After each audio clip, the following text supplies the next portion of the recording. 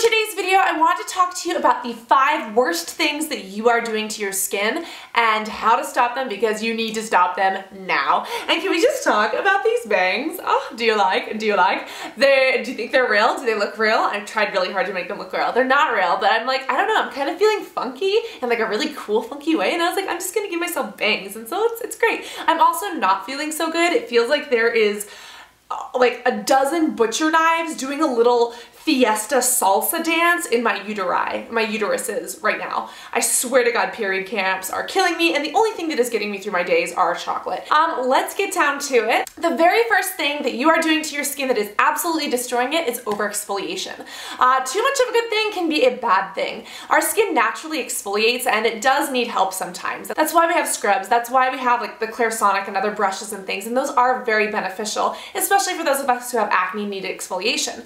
Unfortunately, some things in life are way too exfoliating. For me, personally, I was on a whole bunch of acne medication for years that thinned out my skin. On top of that, I was exfoliating with a Clarisonic brush. I was using a physical exfoliant, like a little grainy scrub twice a week, but then the cleanser that I was using every single day, twice a day, had acids in it that were also exfoliating. So what did that do? Completely over-exfoliated my skin. Made it super dry, which made it much more oily. It really broke down the acid mantle, which is like the skin's little protective safety shield, but when you exfoliate too much, you destroy that. I was destroying it to the point of causing myself pigmentation. I was taking off so much of my skin that I was causing trauma and darkening pieces of my skin because they were so irritated and upset. So too much exfoliation is definitely not good enough.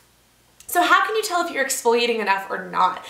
It does take a little bit of getting to know your skin. It's also different in the summer and the winter. Get to know your skin, take a shower, and see if your skin feels tight. If your skin has like dry, patchy flakes when you do your makeup, you're going to need to exfoliate and moisturize because whatever's going on is not enough. However, if you feel like your skin is imbalanced and you do exfoliate, try cutting down on it a little bit. Try using something less abrasive. Use your skin brush a little bit less often. You just really want to avoid over exfoliating because it can break down the collagen and the layers of your skin, so even if it seems like it's getting by now, as you get older, your skin will be thinner and much more prone to wrinkling, so keep that in check. The second thing that you're doing to your face, which is not beneficial, is not changing up your skincare for the summer and the winter. We talked just a minute ago a little bit about summer and winter for exfoliation, but in general, your skincare needs to be different for the summer and the winter, no matter where you are. Obviously, if you're living in the tropics, having the good life, sipping a little coconut pina colada at the pool in the summer, and then you go to the Alps and you're snowing through the winter and you're trudging and you're mushing in your sleigh with Santa, good old Saint Nick. Obviously, if you're going to those extremes, you need to switch things up. But even for someone who lives in the exact same place, temperate climate, you still need to change things out. And the reason why is not only because it's colder, but the humidity changes. There's less and more moisture in the air. The sun actually changes. The sun is a lot less intense during the winter and a lot more intense during the summer. Your sweating changes. The micro changes that happen in your body affect your skin. And if you are not tailoring your skincare routine for summer and winter and for those changes, you are not protecting your skin the way it should be, you are not taking care of your skin the way it should be, and you're not getting the most out of your skin, making it gorgeous and work with you instead of against it. The best thing you can do is make sure that you understand what a good skincare routine for you is and tailor that to summer and winter, and just know what you have to switch up. The third thing you are doing to your face that is destroying it is using products out of order. And this could seem kind of self-explanatory, but a lot of people don't really do things. And I know that even myself, when I was first getting into skincare, I was like, okay, I have a serum, I have a toner, I have a cleanser. Well, I'm going to cleanse first, and then I'm just going to kind of throw everything else on and hope it gets rid of my acne. And well, no shiznits, Sherlock, it didn't get rid of my acne because I was not applying products in the right order. A general rule of thumb is that after you cleanse, you want to apply your products in the order of consistency. So toners are usually liquids. You usually apply them with a pad or just onto skin. Use a toner or a spray first. Second, serums or beauty oils are a little bit more lightweight, so you want to use those next so that they can penetrate the skin. Third, you want to use a moisturizer or something to kind of hydrate, and then maybe after that a cream to kind of lock everything in. But you're going from the lighter consistency to the thicker ones. If you started off cleansing, then put on your moisturizer, which is like a thick cream, and then went to go apply a serum to your skin, the serum is so fine that it wouldn't be able to penetrate through the moisturizer or the cream and actually help you out. So make sure that you are applying your skincare products in the right order to get the maximum effect. The fourth thing that is destroying your beautiful face is tugging at your eyes. And don't we all do this? Like, winged liner is difficult to get even when you do tug at your eyes. How are you supposed to do it without tugging at your eyes? It's like impossible. But even if you're not doing winged liner or pulling at your eyes to get that cat eye going on and be getting some taste swizzle up in here, even if you're not doing that, you know, people get up and they rub their eyes, or they are like moving and rubbing things when they're taking off their makeup. And the eye area is so delicate and so thin that it is much more prone to damage. And even in just like a couple of years, even a couple of months of that plus bad sleep, you can start to notice bags, wrinkles, things don't hydrate or plump the way they should. So do not rub those eyes. The biggest way to do this is just to make sure that you are washing gently using a really good makeup remover so you don't have to scrub. Avoid doing this in the morning. And then if you are trying to get that winged liner on fleek, just like your brows, try to use a stencil, try to use a piece of paper. Tape can work, but it kind of tears your skin as well. So use like a piece of paper or a credit card and use that as a guideline as opposed to pulling at your eye. Play around until you find what works right for you, because that practice is going to be way more beneficial for you in the long run than yanking here and coloring there. Not only that, but it's your face. It's not a coloring book. You know what I mean? The very fifth and final thing that is destroying a beautiful complexion is popping your pimples. And I, myself, am guilty as charged. And am I proud? No. But just because I'm not proud doesn't mean that I have to be ashamed, because the first step to admitting that I have a problem is admitting that I have a problem. Wait, that wasn't it. The first step to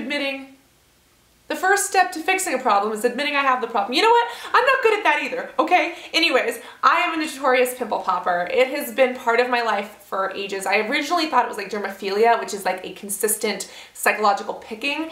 And throughout the years, I've kind of figured it out. And it is a psychological thing. It's a trigger thing. It's a stress thing. It's a harm thing. But I don't have dermophilia, I don't think, because I don't like pick holes into my arm. But who knows? Maybe I do have a dermophilia, I don't know. Anyways, picking is real. And when you see that little pimple on there, you're just like, ooh, I wanna get you. I wanna get you one way or another. But you shouldn't. For the longest time when I was younger, I was like, well, the dermatologist picks my pimples, why can't I? And when dermatologists do it, it is sterile. They also lancet at the top and they press directly down. This gets the pimple to kind of come out. When I pick at home, or when most people pick at home, we just kind of go in from the sides and go. When you push to the side, half of it goes down, causing more of an infection, half of it comes out. Not good. So don't pick your pimples, it's bad for you. Oh, I know how frustrating it is, and the best thing you can do is really just make sure that you're taking care of your skin. You can take a warm washcloth and actually, you know, kind of wash your skin and see if that starts to loosen things up with an exfoliator. And if that pimple is ready to come out, then it will.